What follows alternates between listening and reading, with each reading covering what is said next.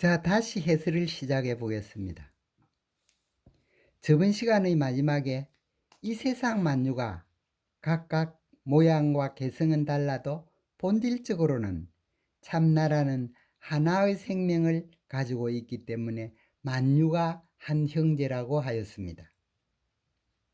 그러므로 우리 눈에 유로 보이더라도 그 본질은 언제나 유무한 몸인 참나이므로 대상을 분별할 것이 없어 마음이 항상 고요한 것입니다.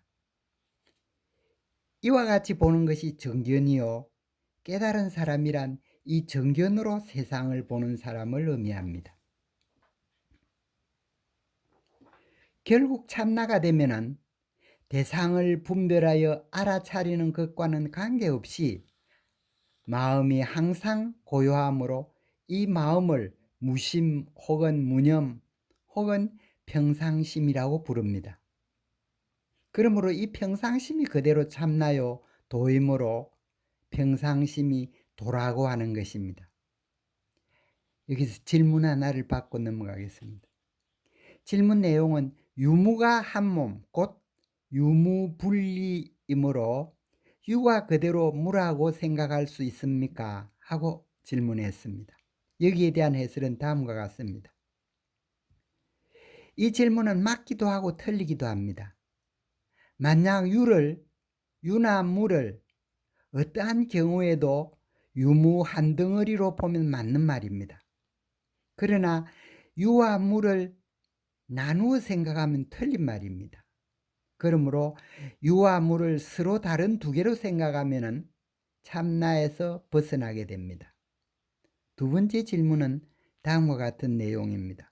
반야심경에서는 왜 색불이공, 공불이색, 색적시공, 공적시색이라고 같은 말을 4번이나 반복하고 있습니까? 하는 질문입니다. 여기에 대한 해설은 다음과 같습니다. 우선 오는 색수상형식으로 색은 물질인 유에 상당하고 수상형식은 정신인 무에 상당합니다. 그리고 공은 참나로서 유무한 몸에 상당합니다. 그러므로 부처님은 다음과 같이 설하고 계신 것입니다. 색불이공 곧 유로 보이는 것은 단순히 유가 아니요 유무한 몸이므로 공과 다르지 않다네. 공불이색, 즉 고로 공이 유로 나타난 것과 다르지 않다네. 색정시공, 즉 그러므로 유가 바로 공이 나타난 것이요 공적시색, 곧 공이 바로 유로 나타난 것이라네. 그리고 무에 대해서도 같이 설할 수 있다네. 이상의 부분이 반야심경의 핵심이므로 이 부분을 중생들이 잘 이해할 수 있도록 부처님이 4번이나 자상하게 설한 것이라고 볼 수 있습니다. 한편 우리는 만유를 간직하고 있는 전지전능한 참나가 왜 선한 것만 이 세상에 나타내게 하지 않는가 하고 의심하지만은 참나는 선한 것에 목표를 두고 있지 않습니다. 왜냐하면 선이 있으면 반드시 악이 있기 때문입니다. 그래서 선과 악이 하나 된 본래 무일무리요 무념이요 만유의 근원인 진리가 되는데 목표가 있는 것입니다. 그러므로 깨달은 이는 전쟁 속에서 평화를, 미움 속에서 사랑을, 죽음 속에서 삶을, 악 속에서 선을 바라보는 제3의 눈을 갖게 되는 것입니다. 이와 같이 참나는 유무한 몸이어서 유도 아니고 무도 아니므로 이 세상 모든 것이 아닙니다. 즉 일체를 부정한 절대무의 경지가 참나의 경지인 것입니다. 여기서 일체를 부정한다는 말은 없다는 뜻이 아니라 있다는 것도 부정하고 없다는 것도 부정한다는 뜻입니다. 반야심경에서는 일체를 부정하여 불생, 불멸, 불구, 부정, 부정, 불감 등으로 표현하고 있습니다. 이 절대물을 참나의 본체라고 부르고 있습니다. 더욱 놀라운 것은 절대무인 참나가 유무한 몸으로 유와 무를 모두 간직하고 있으므로 인연 따라 이 세상 모든 것을 드러낼 수 있기 때문에 만유의 근원이 된다는 것입니다. 이 만유를 드러내는 것을 참나의 작용이라고 부르고 있습니다. 예를 들면 정적이 깃든 고요한 산사에서 새북 소리가 둥둥하고 울려 펴진다고 합시다. 이 경우 본래 무일물인 참나가 북치는 인연 따라 새북 소리로 변신하여 나타난 것입니다. 특히 들리는 소리는 방향이나 장애물에 걸림이 없으므로 어디서 소리를 듣더라도 같습니다.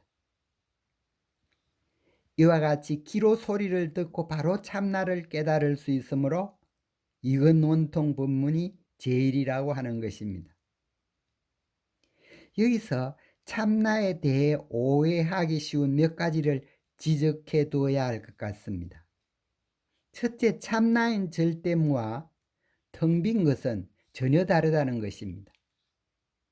왜냐하면 참나의 절대무는 만유를 간직하고 있기 때문입니다. 그렇다고 하여 참나는 본래 무일물이면서 나를 포함한 만유를 갖추고 있는 것이라고 분별하여 생각하면 참나인 무심 혹은 무념에서 벗어나므로 이미 참나가 아닙니다. 둘째로 참나는 나에게만 관계되는 것이 아니라는 것입니다. 예를 들면 전파는 소리와 각종 영상으로 나타납니다. 이때 소리의 참나도 전파요, 각종 영상의 참나도 전파입니다. 이와 같이 참나가 만유의 근원이라고 하였으므로 이 세상 모든 것의 참나는 동일한 것입니다. 즉 나의 참나와 소, 개, 모기, 지렁이, 바위 등의 참나는 동일한 것입니다. 그러므로 내가 참나가 된다는 것은 본질적으로 이 세상 모든 것과 하나 된다는 것입니다.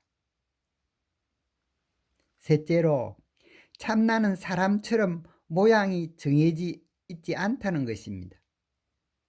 마치 전파가 모양을 초월해 있으면서 모든 영상과 소리가 될 수 있듯이 참나 역시 모양을 초월해 있으면서 이 세상 만유가 될 수 있는 것입니다.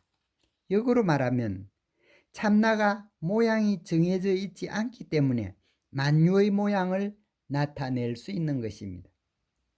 그러므로 참나를 어떤 정해진 것으로 생각하여 깨닫거나 잡으려고 하면 모두 헛일입니다. 넷째, 이 세상 만유의 원인인 참나가 되기 위해서는 참나는 어떤 것도 아니라야 한다는 것입니다. 만약 텅 빈 것이라도 존재하였다면 다시 텅 빈 것의 근원이 있어야 하기 때문입니다.